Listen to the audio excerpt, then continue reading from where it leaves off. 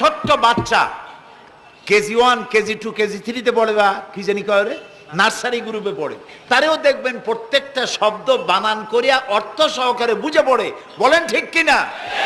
কিন্তু কপাল পোড়া মুসলমান জাতি একমাত্র মাজলুম কিতাব, আল্লাহর কিতাব কোরআন শরীফ পড়ে অথচ কিছু বোঝে না। ঠিক কিনা? আমি যদি এখন জিজ্ঞেস করি যে আপনারা কোরআন বুঝে পড়তে পারেন কয়জন, হাত তোলেন। যদি বলি হাত কি কম বেশি উঠবে না কম উঠবে? সেই জন্য হাত উঠাইতে বললাম না। এটা আমাদের জন্য কপাল পোড়ার লক্ষণ। কি পোড়ার লক্ষণ? বিশ্বাস করুন ভাই, কোরআন শরীফ তাবিজ লেখার জন্য আসে নাই, কোরআন শরীফ ঝুলে ঝুলে আপনি পড়বেন এই জন্য আসে নাই। কোরআন আসছে তেলাওয়াত করবেন, বুঝবেন, আমল করবেন। হাদিস শরীফে এসেছে কোন কোন সাহাবীর এক একটা সূরা শেষ করতে বছরের পর বছর চলে যেত। কারণ কি?